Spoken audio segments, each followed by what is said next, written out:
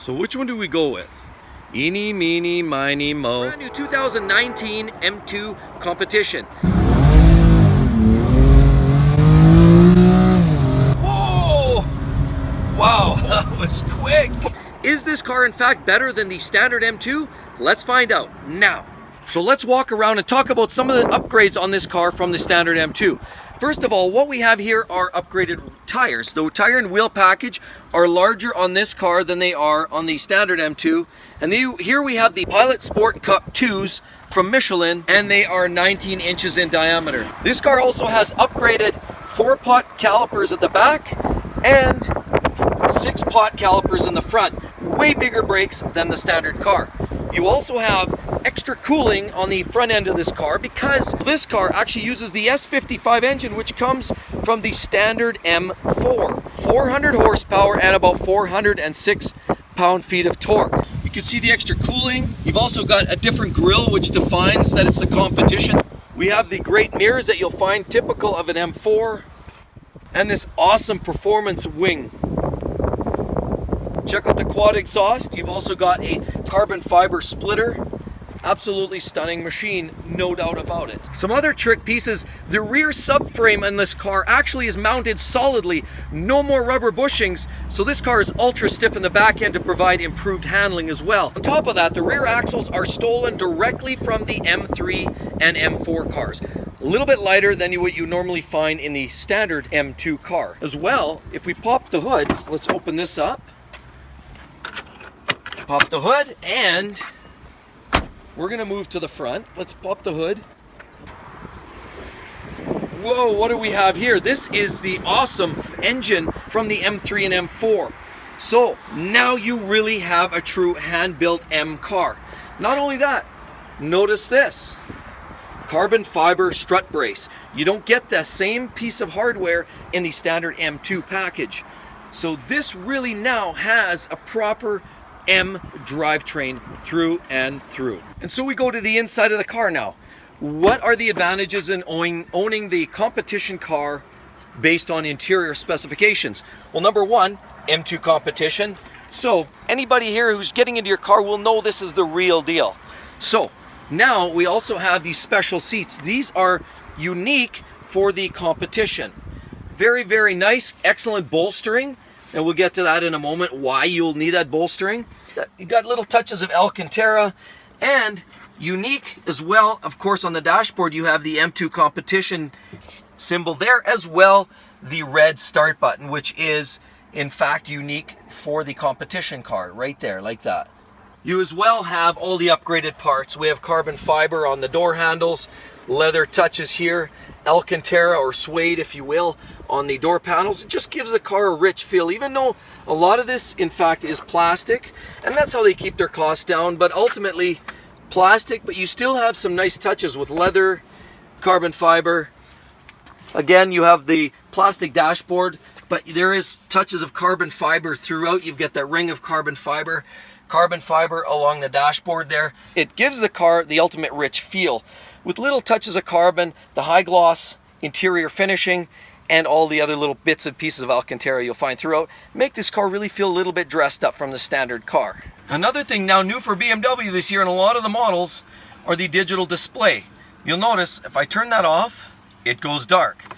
I turn it on, we have the full digital display. You've got the conventional rings, which looks traditional, but it's got the digital display, which is a nice touch. Still gives it very racy look. As well, you have the upgraded iDrive system, which happens to be a touchscreen. You can scroll through that and do whatever you need to on there. So we can go back. Very nice. The latest and the greatest is very intuitive, very easy to use. And overall, the car has a very compact and taut feel to it. Very, very nice throughout.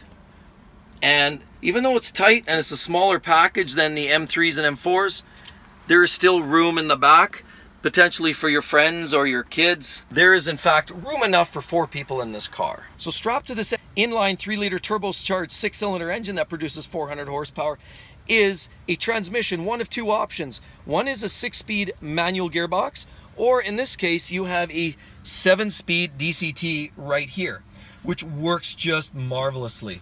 Of course, we've got the paddle shifts as well to complement. but you do have the ability to shift forward on the stick as well.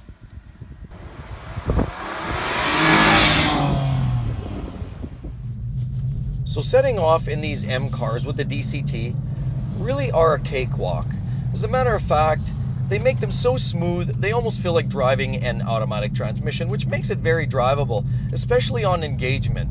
And when you think back to the SMG transmissions of, yesteryear, when say the E60 cars and the E90 cars even, or the E46 M cars, and some of those older generation M cars with the SMG transmissions, they were lurchy and they were awkward. They also didn't engage very nice off the start, whereas this DCT is just a charming transmission, even for stop and go traffic.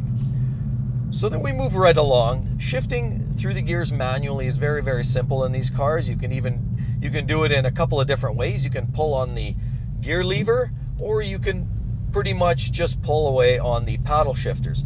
Lots of options there. Now, one thing that I've noticed driving this car, overall, because of its relatively smaller footprint over the M4, the car does feel smaller. It does feel more compact. And as a matter of fact, it reminds me more of the older Porsche 911s, where those cars were sort of a smaller wheelbase, more compact, and they felt really a lot more agile. This car, right off the hop, without even getting onto the throttle, just feels more compact. You feel more connected to the car. I look around, I feel a shorter tail end.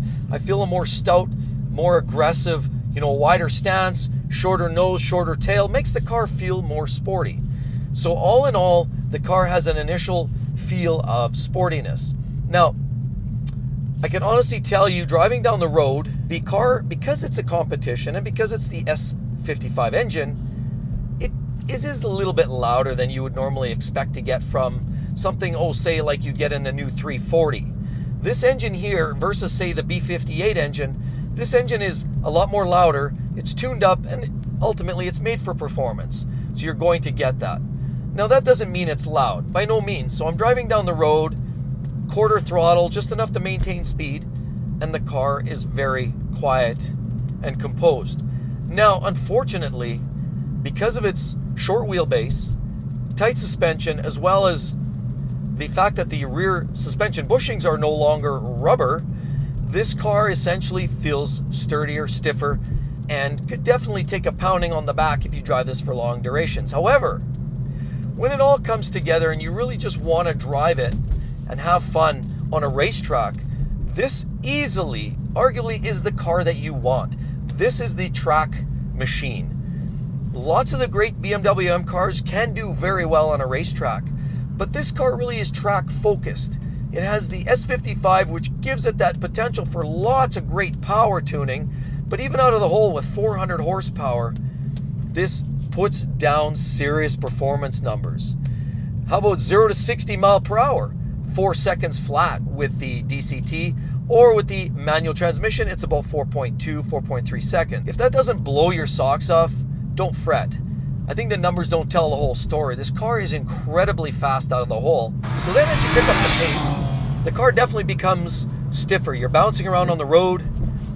There's more jarring motion. You're kind of bouncing around pretty good. A lot of that is the shorter wheelbase, but that's what you want in a performance car. Now, when you hit the hard bumps, you can feel that. You can feel the stiffer tail end. You can actually feel the jarring motion in the back. Again, as I repeat, it is a track car. So let's move right along. And you can hear the sounds. The sounds are music to the ears. Who said turbocharged engines don't create nice sounds? Well, I'm here to tell you that's wrong. And I'm going to show you. Whoa.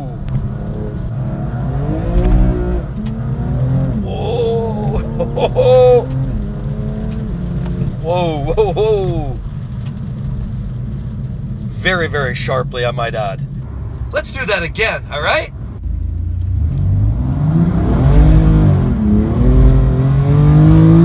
So now that I've had some time behind the 2019 BMW M2 Competition, I can honestly tell you, give an honest opinion, this is a true M car.